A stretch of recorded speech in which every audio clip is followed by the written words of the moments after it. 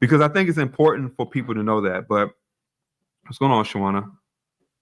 But let's get back to it. So we talked about why both the Democrats and the Republicans are all socialist and fascist based on technology. See, they're trying to give you these idealistic views of this when the technology makes every situation that they can put you in socialism, communism, or a form of fascism because it's technological governance. And that's what they won't tell you. So again, like right now, they got the support for centralized digital ID, a federal ID, health data integrations of soft socialism. They're pushing for the national health database. And that came mainly through COVID 2020.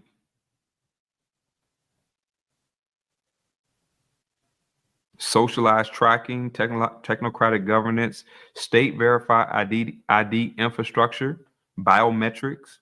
And then they got the fifth generation nationalization proposal. In 2018, Trump's administration publicly considered nationalizing America's fifth generation network, centralized infrastructure. You can see fifth gen towers popping up everywhere, and who knows what they're really doing. I don't believe the bandwidth narrative. Yes, it's connecting, it may be connecting technology, but I think it's also doing something with the smart dust, the nanobots, and all this other stuff. And it's crazy. This is all government stuff that is everywhere. They got the same thing in China, the Beijing-style state-run infrastructure with fifth gen and digital ID. This stuff is in China. Russia is already having some digital ID for the internet. Apple has now did the digital ID. For those who don't know, Apple TSA, they already have it. Let me pull it up real quick. So it's already here, and people are already using it for many things. But right now, they're still in a fragmented form. It's still compartmentalized. It's not fully realized yet. Apple Digital ID. And you know, Apple has always been used to set new standards, and they already own most of the internet, just like Amazon and all that. So when Apple and Amazon start doing stuff, it's about to be a new standard, right? Because the whole internet is owned by them. They have the whatever you call it, the mainframe. See, travel is a good way to do it. So they got the travel there, and since everybody uses your phone right now, there's not much you can't do without a phone. You need a phone number to do a lot of things. When you get insurance, you got to enter a phone number. When you do most things, they need a phone number and an email. This is how they connect you. They make this a new standard, a standard procedure.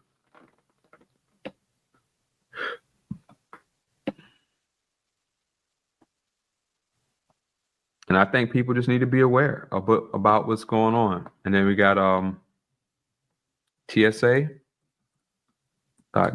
digital ID.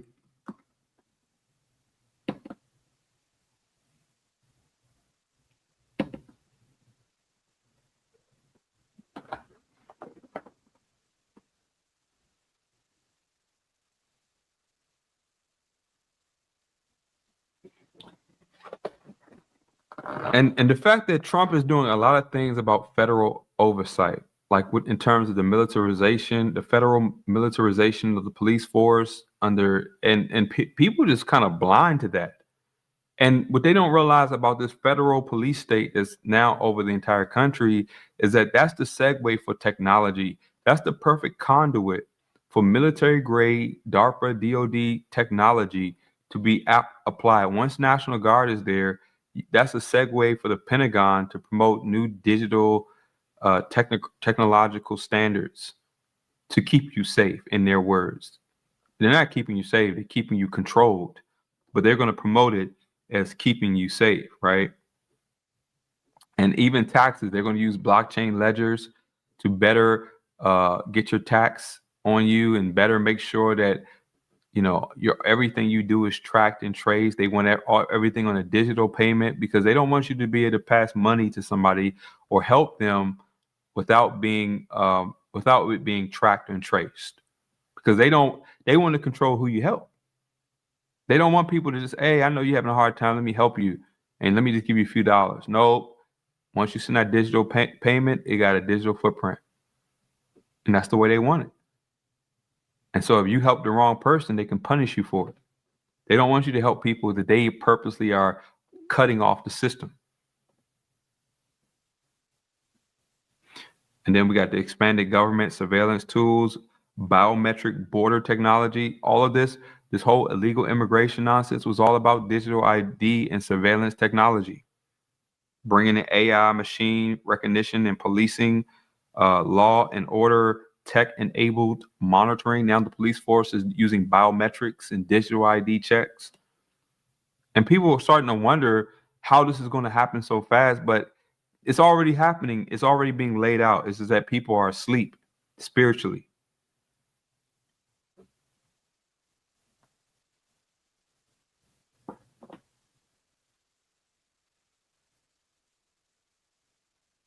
And then Trump is talking about giving everybody these tariff dividends. How do you think if he were to give people $2,000, he would have to use a federal infrastructure that looks like very much like socialism, but people are going to keep denying it, right? Because that's why I said there's no left-right paradigm. That's just for people who believe lies and illusions. It's only one party with two different people, actors playing two different roles.